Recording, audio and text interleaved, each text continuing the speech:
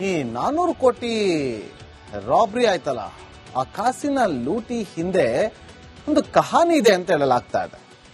ಏನದು ಇವತ್ತು ನಾನಾ ವಿಚಾರವಾಗಿ ಬೆಳಕಿಗೆ ಬರ್ತಾ ಇದೆ ಬಿಡಿ. ಒಬ್ಬೊಬ್ರು ಒಂದೊಂದು ವಿಚಾರವನ್ನ ಪ್ರಸ್ತಾಪ ಮಾಡ್ತಿದ್ದಾರೆ. ಕರ್ನಾಟಕದಿಂದನೇ ಆ ದುಡ್ಡು ಹೋಗ್ತಾ ಇತ್ತು ಮಹಾರಾಷ್ಟ್ರಕ್ಕೆ ಅಂತ ಒಬ್ರು ಹೇಳ್ತಾರೆ. ಇಲ್ಲ ಇದನ್ನ ದೇವಸ್ಥಾನಗಳು ತಗೊಂಡು ಹೋಗ್ತಿದ್ರು, ದೊಡ್ಡ ದೊಡ್ಡ ದೇವಸ್ಥಾನ. ಒಂದು ಕಡೆ ಮಹಾರಾಷ್ಟ್ರದಲ್ಲಿ ಶಿರ್ಡಿ ಸಾಯಿಬಾಬಾ ಟೆಂಪಲ್ ಇದೆ, ಈ ಕಡೆ ತಿರುಪತಿ ಇದೆ, ಮತ್ತೊಂದು ದೇವಸ್ಥಾನ ಇದೆ. ಸುತ್ತಲೂ ದೇವಸ್ಥಾನಗಳು ತಗೊಂಡು ಹೋಗ್ತಾರೆ. ಅಲ್ಲಿ ಹಂತ ಹಂತವಾಗಿ ಹುಂಡಿ ಒಳಗಡೆ ದುಡ್ಡನ್ನ ಹಾಕಿ ಅಲ್ಲಿಂದ ಕನ್ವರ್ಟ್ ಮಾಡ್ಕೊಳ್ಳೋದಕ್ಕೆ, ಬ್ಲಾಕ್ ಮನಿಂದ ವೈಟ್ ಮನೆಗೆ ಕನ್ವರ್ಟ್ ಮಾಡ್ಕೊಳ್ಳೋಕೆ ಈ ತರ ಮಾಡ್ತಿದ್ರು ಅಂತೇಳಿ ಕೆಲ ರಾಜಕಾರಣಿಗಳು ಆರೋಪವನ್ನ ಮಾಡ್ತಿದ್ದಾರೆ. ನೋಡಿ ಹೀಗೆ ನಡೆಯುತ್ತೆ ಅಂತ ಎಲ್ಲ ಈಗ ಗೊತ್ತಾಗ್ತಾ ಇದೆ ಯಾವ ರೀತಿಯಾಗಿ ಹವಾಲ ನಡೆಯುತ್ತೆ ಅಂತ ನೋಡಿ. ಆದ್ರೆ ಈ ವಿಚಾರವಾಗಿ ದೇವಸ್ಥಾನಗಳ ಹೆಸರನ್ನ ತರ್ತಾರೆ. ಆದ್ರೆ ಇದರ ಜೊತೆಗೆ ಚುನಾವಣೆಯ ಹೆಸರು ಕೂಡ ಕೇಳಿ ಬರ್ತಾ ಇದೆ. ಮಹಾರಾಷ್ಟ್ರ ಚುನಾವಣೆಯಲ್ಲಿ 400 ಕೋಟಿ ಹಣವನ್ನ ಬಳಕೆ ಮಾಡಿಕೊಳ್ಳೋದಕ್ಕೆ ತೆಗೆದುಕೊಂಡು ಹೋಗಲಾಗ್ತಾ ಇತ್ತ ಅನ್ನುವ ಪ್ರಶ್ನೆಗಳು ಉದ್ಭವ ಆಗ್ತದೆ ಇವತ್ತು. ಅದೇ ಕಾರಣಕ್ಕೋಸ್ಕರ ತನಿಖೆಗೆ ಆದೇಶವನ್ನ ಕೊಟ್ಟಿದ್ದಾರಂತೆ ಮಹಾರಾಷ್ಟ್ರದ ಸಿಎಂ ಫಡ್ನವೀಸ್ ಅವರು. ಅವ್ರು ಹೇಳಿದ್ದಾರೆ, ಕರ್ನಾಟಕದಿಂದ ಅದು 400 ಕೋಟಿ ರೂಪಾಯಿ ಬರ್ತಾ ಇತ್ತು, ನಮಗೆ ಅನುಮಾನ ಇದೆ, ತನಿಖೆ ಮಾಡಿ ಗೊತ್ತಾಗಬೇಕು ಅಂತೇಳಿ ಅವರು ಆದೇಶವನ್ನ ಕೊಟ್ಟಿದ್ದಾರಂತೆ. ಅಷ್ಟೇ ಅಲ್ಲ, ಈ ಸಂದೀಪ್ ಪಾಟೀಲ್ ಒಂದು ವಿಡಿಯೋವನ್ನ ಮಾಡ್ತಾನಲ್ಲ, ಆ ವಿಡಿಯೋದಲ್ಲೂ ಕೂಡ ಒಂದು ಸ್ಫೋಟಕ ಮಾಹಿತಿಯನ್ನ ಕೊಟ್ಟಿದ್ದಾನೆ. ಅದೇನು ಅಂತಂದ್ರೆ ಎಲ್ಲಾ ಹಣ ಬೆಳಗಾವಿ ಮೂಲದ ಬಿಲ್ಡರ್ ಕಿಶೋರ್ಗೆ ಸೇರಿದ್ದು ಅಂತ ಹೇಳಿದ್ದಾನೆ. ಯಾರು ಈ ಕಿಶೋರ್? ಬೆಳಗಾವಿ ಮೂಲದ ಬಿಲ್ಡರ್. ಇವನ ಹತ್ರ 2,000 ಮುಖ ಬೆಲೆಯ 400 ಕೋಟಿ ಹಣ ಎಲ್ಲಿಂದ ಬಂತು? ನಮಗೆ ನಿಮಗೆ ಗೊತ್ತಾಗ್ತಾ ಇದೆ 400 ಕೋಟಿ ಅಷ್ಟೇ. ಆದ್ರೆ ಅವನ್ ಸಂದೀಪ್ ಪಾಟೀಲ್ ಹೇಳಿದಾನೆ ಇನ್ನೊಂದ್ ಕಡೆ 400 ಕೋಟಿ ಅಲ್ಲ ಸರ್, ನನಗೆ ಡೌಟ್ ಇದೆ, ಅದು 1,000 ಕೋಟಿ ಅಷ್ಟಿತ್ತು ಅಂತೇಳಿ. ಏನ್ರಿ ಒಳ್ಳೆ ಕಸನ ಶಿಫ್ಟ್ ಮಾಡ್ದಂಗೆ, ಕಸನ ತಗೊಂಡೋಗಿ ಬೇರೆ ಕಡೆಗೆ ಸಾಗಾಟ ಮಾಡ್ದಂಗೆ ಇವರು ಹಣನ ಸಾಗಾಟ ಮಾಡ್ತಿದಾರಲ್ಲ. ಸಿನಿಮಾಗಳಲ್ಲಿ ನೋಡಿದ್ವಿ, ಒಂದಷ್ಟು ಸಿನಿಮಾಗಳಲ್ಲಿ ಚುನಾವಣೆಗೆ ಬಳಕೆ ಮಾಡಿಕೊಳ್ಳೋದಕ್ಕೆ ಕಂಟೈನರ್ಗಳಲ್ಲಿ ಯಾವ ತರ ಬರ್ತಿರ್ತು, ಅದನ್ನ ನಾಶ ಮಾಡ್ತಾರೆ ಫಿಲಂಗಳಲ್ಲಿ ಹೀರೋಗಳು, ಅದೆಲ್ಲವನ್ನ ಕೂಡ ನೋಡಿದ್ವಿ. ಆದ್ರೆ ಇವತ್ತು ಕಣ್ಣು ಮುಂದೆನೆ ಬರ್ತಾ ಇದೆ ಅವೆಲ್ಲ ಸೀನ್ಗಳು. ಹೀಗೂ ನಡೆಯುತ್ತಾ ಅಂತೇಳಿ ನೋಡಿ. ಈ ಹಣವನ್ನ ಬೆಳಗಾವಿ ಮೂಲದ ಒಬ್ಬ ಬಿಲ್ಡರ್ ಸೇರಿದ್ದು, ಅದು ಗೋವಾ ಮೂಲಕ ಬಾಲಾಜಿ ಟ್ರಸ್ಟ್ಗೆ ಹೋಗ್ತಿತ್ತು ಅಂತ ಹೇಳ್ತಾ ಇದ್ದಾರೆ. ಯಾವಾಗ ಈ ವಿಚಾರ ಗೊತ್ತಾಗುತ್ತೋ, ರಾಬ್ರಿ ಆಗಿರೋದು ಕನ್ಫರ್ಮ್, ಹಣ ರಾಬ್ರಿ ಆಗಿದೆ, ಹಣ ಕಳೆದೋಗಿದೆ, ಹಣ ಯಾರೋ ಎತ್ಕೊಂಡು ಹೋಗ್ಬಿಟ್ಟಾರೆ ಅಂತ ಹೇಳಿದಾಗ, ಈ ವಿಚಾರ ಗೊತ್ತಾದಾಗ ಸಂದೀಪ್ ಪಾಟೀಲ್ ಏನ್ ಮಾಡ್ತಾನೆ, 100 ಕೋಟಿ ರೂಪಾಯಿಗೆ ಬೇಡಿಕೆ ಇಡ್ತಾನೆ. ಆಗ್ಲೇ ಅವನ್ನ ಕಿಡ್ನಾಪ್ ಮಾಡೋದು. ಆದ್ರೆ ಈಗ ನಮಗ್ ಡೌಟ್ ಬರ್ತಾ ಇರೋದು, ಕಂಟೈನರ್ ಒಳಗಡೆ 2,000 ಮುಖ ಬೆಲೆಯ ನೋಟುಗಳೇ ಇದ್ವು ಅನ್ನೋದು ಹೇಗೆ ಗೊತ್ತಾಯ್ತು? ಇದೇ ಈಗ ಇರುವಂತ ಕ್ಯೂರಿಯಾಸಿಟಿ. ಅದು ಡೈವರ್ಟ್ ಮಾಡೋದಕ್ಕೆ ಏನಾದ್ರು ಈ ತರ ಹೇಳಿದಾರಾ ಗೊತ್ತಿಲ್ಲ. ಅಥವಾ ದರೋಡೆ ಆದಂತ ಹಣದಲ್ಲಿ ಚಲಾವಣೆಯಲ್ಲಿದ್ದಂತ ಹಣವೇ ಇತ್ತ, ಅಥವಾ ಇದನ್ನ ಗಮನವನ್ನ ಬೇರೆ ಕಡೆಗೆ ಸೆಳೆಯೋದಕ್ಕೆ, ಡೈವರ್ಷನ್ ಮಾಡೋದಕ್ಕೆ 2,000 ಮುಖ ಬೆಲೆಯ ಹಣ ಅಂತ ಹೇಳ್ತಿದ್ದಾರ ಮುಚ್ಚಾಕೋದಕ್ಕೆ. ಈ ಹಣವನ್ನ ಟ್ರಸ್ಟ್ಗೆ ಕಳಿಸೋದಕ್ಕೆ ಯತ್ನ ಪಟ್ಟಿದ್ರ? ಟ್ರಸ್ಟ್ ಮೂಲಕ ಹಣ ಬದಲಾವಣೆಗೆ ಯತ್ನ ನಡೀತಿತ್ತ? ಟ್ರಸ್ಟ್ಗಳ ಮೂಲಕ ಹಣವನ್ನ ಬದಲಾವಣೆ ಮಾಡೋದಕ್ಕೆ ಯತ್ನಿಸಿದ್ರಂತೆ. ಹೆಂಗೆ ಟ್ರಸ್ಟ್ ಮಾಡೋದು ನಾವೀಗ? ಯಾವ ಟ್ರಸ್ಟ್ ಮೇಲೆ ಯಾರು ಟ್ರಸ್ಟ್ ಇಟ್ಕೋಬೇಕು ಅನ್ನೋದೇ ಗೊತ್ತಾಗ್ತಾ ಇಲ್ಲ. ಈ ಟ್ರಸ್ಟ್ಗಳಿರೋದು ಇದಕ್ಕೇನು ಅನ್ನೋದು ಈಗ ಟ್ರಸ್ಟೇ ಕಳ್ಕೊಂಡ್ಬಿಡ್ತಾ ಇದೆ. ನೋಡಿ, ಭಾರಿ ಅನುಮಾನ ಕಾರಣವಾಗ್ತಾ ಇದೆ. ಈ 400 ಕೋಟಿ ಹಣ ಪತ್ತೆ ಆಗುತ್ತೋ ಇಲ್ಲೋ ಗೊತ್ತಿಲ್ಲ. ನಾನಾ ಆಯಾಮಗಳು, ನಾನಾ ದಿಕ್ಕುಗಳು, ನಾನಾ ಟ್ವಿಸ್ಟ್ಗಳಂತೂ ಪಡೆದುಕೊಳ್ಳುತ್ತೆ. ಅಂತಿಮವಾಗಿ ಇದು ಯಾರ್ದು ಹಣ ಅನ್ನೋದು ಮಾತ್ರ ಗೊತ್ತಾಗುತ್ತೋ ಇಲ್ವೋ ಗೊತ್ತಿಲ್ಲ. ಯಾಕಂದ್ರೆ ಬೀದರಲ್ಲಿ 90 ಲಕ್ಷ ಹಣವನ್ನ ರಾಬರಿ ಮಾಡ್ಕೊಂಡು ಹೋದ್ರು, ಅದೇ ಇನ್ನೂ ಪತ್ತೆ ಆಗಿಲ್ಲ. ಈ 400 ಕೋಟಿ ರೂಪಾಯಿ ಹಣವನ್ನ ಪತ್ತೆ ಮಾಡ್ತಾರ ಗೊತ್ತಿಲ್ಲ. ಯಾರ್ಯಾರು ಎಂಟ್ರಿ ಆಗ್ತಾರೋ ಗೊತ್ತಿಲ್ಲ. ಈಗಂತೂ ಸಖತ್ ಸದ್ದು ಮಾಡ್ತಾ ಐತೆ ಈ ವಿಚಾರ.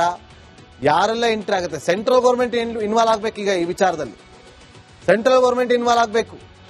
ಅವ್ರಿಗೂ ಈ ವಿಚಾರ ಗೊತ್ತಾಗಿ ಸಿಬಿಐ ಎಂಟ್ರಿ ಆಗಿ ಅಲ್ಲಿ ಇನ್ವೆಸ್ಟಿಗೇಷನ್ ಮಾಡಬೇಕಾಗತ್ತೆ. ಗೊತ್ತಿಲ್ಲ ಏನೇನಾಗುತ್ತೆ ಅಂತೇಳಿ. 400 ಕೋಟಿ ಹಣ ಯಾರಪ್ಪನ ಮನೆಯ ದುಡ್ಡು ಗೊತ್ತಿಲ್ಲ. ಆ ಒಂದಂತೂ ಸತ್ಯ, ರಾಬ್ರಿ ಆಗಿದೆ ಅಂತ ಹೇಳ್ತಾರೆ, ಅಥವಾ ಅದನ್ನ ಆಲ್ರೆಡಿ ಖರ್ಚು ಮಾಡ್ಕೊಂಡ್ಬಿಟ್ಟವ್ರ ಅದು ಗೊತ್ತಿಲ್ಲ. ಯಾಕಂದ್ರೆ ಚುನಾವಣೆ ಅಲ್ಲೊಂದು ನಡೆದು ಹೋಯ್ತು ಮಹಾರಾಷ್ಟ್ರದಲ್ಲಿ. ಸ್ಥಳೀಯ ಸಂಸ್ಥೆ ಚುನಾವಣೆಗಳು ಬಂದಾಗಿದೆ, ಆಲ್ರೆಡಿ ಶಿಫ್ಟ್ ಆಗೋಗಿದ್ಯಾ, ಅಥವಾ ಯಾರಾದ್ರೂ ತಗೊಂಡೋಗಿ ಇಟ್ಕೊಂಡು ರಾಬ್ರಿ ಆಗೋಯ್ತು ಅಂತ ಹೇಳಿ ಸುಳ್ಳ ಸುದ್ದಿಯನ್ನ ಹಬ್ಬಿಸ್ಬಿಟ್ಟಿದಾರ? ಎಲ್ಲವೂ ಕೂಡ ಅನುಮಾನಗಳಿಗೆ ಕಾರಣವಾಗ್ತಾ ಇದೆ. ಎಲ್ಲವೂ ಕೂಡ ಗೊತ್ತಾಗಬೇಕು ಅಂತಂದ್ರೆ ತನಿಖೆಯಿಂದ ಮಾತ್ರ ಗೊತ್ತಾಗುತ್ತೆ. ಯಾರು ಪ್ರಾಮಾಣಿಕವಾಗಿ ತನಿಖೆ ಮಾಡಿದ್ದಕ್ಕೆ ಒಂದು ಅಂತಿಮವನ್ನ ಆಡ್ತಾರೋ ಅವರೇ ಗ್ರೇಟ್. ಬಾಧೆ ಇಟ್ಕೊಂಡ್ಬಿಡಿ. ಮುಂದಿನ ಸುದ್ದಿಯತ್ತ ಗಮನ ಮಾಡಿ. ಈ 400 ಕೋಟಿ ರಾಬ್ರಿ ಆಯ್ತಲ್ಲ, ಆ ಕಾಸಿನ ಲೂಟಿ ಹಿಂದೆ ಒಂದು ಕಹಾನಿ ಇದೆ ಅಂತ ಹೇಳಲಾಗ್ತಾ ಇದೆ. ಏನದು ಇವತ್ತು ನಾನಾ ವಿಚಾರವಾಗಿ ಬೆಳಕಿಗೆ ಬರ್ತಾ ಇದೆ ಬಿಡಿ. ಒಬ್ಬೊಬ್ರು ಒಂದೊಂದು ವಿಚಾರವನ್ನ ಪ್ರಸ್ತಾಪ ಮಾಡ್ತಿದ್ದಾರೆ. ಕರ್ನಾಟಕದಿಂದನೇ ಆ ದುಡ್ಡು ಹೋಗ್ತಾ ಇತ್ತು ಮಹಾರಾಷ್ಟ್ರಕ್ಕೆ ಅಂತ ಒಬ್ರು ಹೇಳ್ತಾರೆ. ಇಲ್ಲ ಇದನ್ನ ದೇವಸ್ಥಾನಗಳು ತಗೊಂಡೋಗ್ತಿದ್ರು, ದೊಡ್ಡ ದೊಡ್ಡ ದೇವಸ್ಥಾನ. ಒಂದು ಕಡೆ ಮಹಾರಾಷ್ಟ್ರದಲ್ಲಿ ಶಿರ್ಡಿ ಸಾಯಿಬಾಬಾ ಟೆಂಪಲ್ ಇದೆ, ಈ ಕಡೆ ತಿರುಪತಿ ಇದೆ, ಮತ್ತೊಂದು ದೇವಸ್ಥಾನ ಇದೆ. ಸುತ್ತಲೂ ಮುತ್ತಲು ದೇವಸ್ಥಾನಗಳು ತಗೊಂಡೋಗ್ತಾರೆ. ಅಲ್ಲಿ ಹಂತ ಹಂತವಾಗಿ ಹುಂಡಿ ಒಳಗಡೆ ದುಡ್ಡನ್ನ ಹಾಕಿ ಅಲ್ಲಿಂದ ಕನ್ವರ್ಟ್ ಮಾಡ್ಕೊಳ್ಳೋದಕ್ಕೆ, ಬ್ಲಾಕ್ ಮನೆಯಿಂದ ವೈಟ್ ಮನೆಗೆ ಕನ್ವರ್ಟ್ ಮಾಡ್ಕೊಳ್ಳೋಕೆ ಈ ತರ ಮಾಡ್ತಿದ್ರು ಅಂತೇಳಿ ಕೆಲ ರಾಜಕಾರಣಿಗಳು ಆರೋಪವನ್ನ ಮಾಡ್ತಿದ್ದಾರೆ. ನೋಡಿ, ಹೀಗೆ ನಡೆಯುತ್ತೆ ಅಂತ ಎಲ್ಲ ಈಗ ಗೊತ್ತಾಗ್ತಾ ಇದೆ, ಯಾವ ರೀತಿಯಾಗಿ ಹವಾಲ ನಡೆಯುತ್ತೆ ಅಂತ ನೋಡಿ. ಆದ್ರೆ ಈ ವಿಚಾರವಾಗಿ ದೇವಸ್ಥಾನಗಳ ಹೆಸರನ್ನ ತರ್ತಾರೆ. ಆದ್ರೆ ಇದರ ಜೊತೆಗೆ ಚುನಾವಣೆಯ ಹೆಸರು ಕೂಡ ಕೇಳಿ ಬರ್ತಾ ಇದೆ. ಮಹಾರಾಷ್ಟ್ರ ಚುನಾವಣೆಯಲ್ಲಿ 400 ಕೋಟಿ ಹಣವನ್ನ ಬಳಕೆ ಮಾಡಿಕೊಳ್ಳೋದಕ್ಕೆ ತೆಗೆದುಕೊಂಡು ಹೋಗಲಾಗ್ತಾ ಇತ್ತ ಅನ್ನುವ ಪ್ರಶ್ನೆಗಳು ಉದ್ಭವ ಆಗ್ತಾ ಇದೆ ಇವತ್ತು. ಅದೇ ಕಾರಣಕ್ಕೋಸ್ಕರ ತನಿಖೆಗೆ ಆದೇಶವನ್ನ ಕೊಟ್ಟಿದ್ದಾರಂತೆ ಮಹಾರಾಷ್ಟ್ರದ ಸಿಎಂ ಫಡ್ನವೀಸ್ ಅವರು. ಅವ್ರು ಹೇಳಿದ್ದಾರೆ, ಕರ್ನಾಟಕದಿಂದ ಅದು 400 ಕೋಟಿ ರೂಪಾಯಿ ಬರ್ತಾ ಇತ್ತು, ನಮಗೆ ಅನುಮಾನ ಇದೆ, ತನಿಖೆ ಮಾಡಿ ಗೊತ್ತಾಗಬೇಕು ಅಂತೇಳಿ ಅವರು ಆದೇಶವನ್ನ ಕೊಟ್ಟಿದ್ದಾರಂತೆ. ಅಷ್ಟೇ ಅಲ್ಲ, ಈ ಸಂದೀಪ್ ಪಾಟೀಲ್ ಒಂದು ವಿಡಿಯೋವನ್ನ ಮಾಡ್ತಾನಲ್ಲ, ಆ ವಿಡಿಯೋದಲ್ಲೂ ಕೂಡ ಒಂದು ಸ್ಫೋಟಕ ಮಾಹಿತಿಯನ್ನ ಕೊಟ್ಟಿದ್ದಾನೆ. ಅದೇನು ಅಂತಂದ್ರೆ, ಎಲ್ಲಾ ಹಣ ಬೆಳಗಾವಿ ಮೂಲದ ಬಿಲ್ಡರ್ ಕಿಶೋರ್ಗೆ ಸೇರಿದ್ದು ಅಂತ ಹೇಳಿದ್ದಾನೆ. ಯಾರು ಈ ಕಿಶೋರ್? ಬೆಳಗಾವಿ ಮೂಲದ ಬಿಲ್ಡರ್. ಇವನ ಹತ್ರ 2,000 ಮುಖ ಬೆಲೆಯ 400 ಕೋಟಿ ಹಣ ಎಲ್ಲಿಂದ ಬಂತು? ನಮಗೆ ನಿಮಗೆ ಗೊತ್ತಾಗ್ತಾ ಇರೋದು ಇವತ್ತು 400 ಕೋಟಿ ಅಷ್ಟೇ. ಆದ್ರೆ ಅವನ್ ಸಂದೀಪ್ ಪಾಟೀಲ್ ಹೇಳಿದಾನೆ ಇನ್ನೊಂದ್ ಕಡೆ, 400 ಕೋಟಿ ಅಲ್ಲ ಸರ್, ನನಗೆ ಡೌಟ್ ಇದೆ, ಅದು 1,000 ಕೋಟಿ ಅಷ್ಟಿತ್ತು ಅಂತೇಳಿ. ಏನ್ರಿ ಒಳ್ಳೆ ಕಸನ ಶಿಫ್ಟ್ ಮಾಡ್ದಂಗೆ, ಕಸನ ತಗೊಂಡೋಗಿ ಬೇರೆ ಕಡೆಗೆ ಸಾಗಾಟ ಮಾಡ್ದಂಗೆ ಇವರು ಹಣನ ಸಾಗಾಟ ಮಾಡ್ತಾರಲ್ಲ.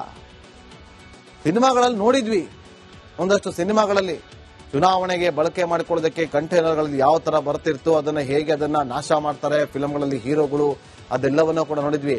ಆದ್ರೆ ಇವತ್ತು ಕಣ್ಣು ಮುಂದೆನೆ ಬರ್ತಾ ಇದೆ ಅವೆಲ್ಲ ಸೀನ್ಗಳು. ಹೀಗೂ ನಡೆಯುತ್ತಾ ಅಂತೇಳಿ ನೋಡಿ. ಈ ಹಣವನ್ನ ಬೆಳಗಾವಿ ಮೂಲದ ಒಬ್ಬ ಬಿಲ್ಡರ್ ಸೇರಿದ್ದು, ಅದು ಗೋವಾ ಮೂಲಕ ಬಾಲಾಜಿ ಟ್ರಸ್ಟ್ಗೆ ಹೋಗ್ತಿತ್ತು ಅಂತ ಹೇಳ್ತಾ ಇದ್ದಾರೆ. ಯಾವಾಗ ಈ ವಿಚಾರ ಗೊತ್ತಾಗುತ್ತೋ, ರಾಬ್ರಿ ಆಗಿರೋದು ಕನ್ಫರ್ಮ್, ಹಣ ರಾಬ್ರಿ ಆಗಿದೆ, ಹಣ ಕಳೆದೋಗಿದೆ, ಹಣ ಯಾರೋ ಎತ್ಕೊಂಡು ಹೋಗ್ಬಿಟ್ಟಾರೆ ಅಂತ ಹೇಳಿದಾಗ, ಈ ವಿಚಾರ ಗೊತ್ತಾದಾಗ ಸಂದೀಪ್ ಪಾಟೀಲ್ ಏನ್ ಮಾಡ್ತಾನೆ, 100 ಕೋಟಿ ರೂಪಾಯಿಗೆ ಬೇಡಿಕೆ ಇಡ್ತಾನೆ. ಆಗ್ಲೇ ಅವನ್ನ ಕಿಡ್ನಾಪ್ ಮಾಡೋದು. ಆದ್ರೆ ಈಗ ನಮಗ್ ಡೌಟ್ ಬರ್ತಾ ಇರೋದು, ಕಂಟೈನರ್ ಒಳಗಡೆ 2,000 ಮುಖ ಬೆಲೆಯ ನೋಟುಗಳೇ ಇದ್ವು ಅನ್ನೋದು ಹೇಗೆ ಗೊತ್ತಾಯ್ತು? ಇದೇ ಈಗ ಇರುವಂತ ಕ್ಯೂರಿಯಾಸಿಟಿ. ಅದು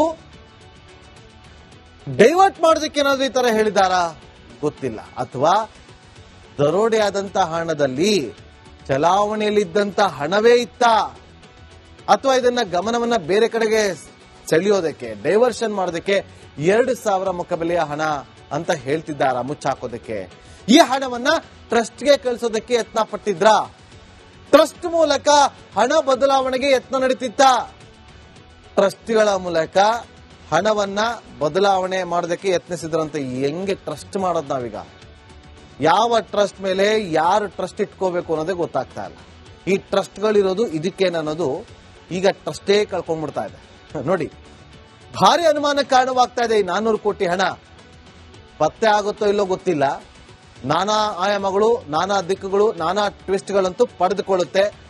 ಅಂತಿಮವಾಗಿ ಇದು ಯಾರ್ದು ಹಣ ಅನ್ನೋದು ಮಾತ್ರ ಗೊತ್ತಾಗುತ್ತೋ ಇಲ್ವೋ ಗೊತ್ತಿಲ್ಲ. ಯಾಕಂದ್ರೆ ಬೀದರಲ್ಲಿ 90 ಲಕ್ಷ ಹಣವನ್ನ ರಾಬರಿ ಮಾಡ್ಕೊಂಡು ಹೋದ್ರು, ಅದೇ ಇನ್ನು ಪತ್ತೆ ಆಗಿಲ್ಲ. ಈ 400 ಕೋಟಿ ರೂಪಾಯಿ ಹಣವನ್ನ ಪತ್ತೆ ಮಾಡ್ತಾರ ಗೊತ್ತಿಲ್ಲ.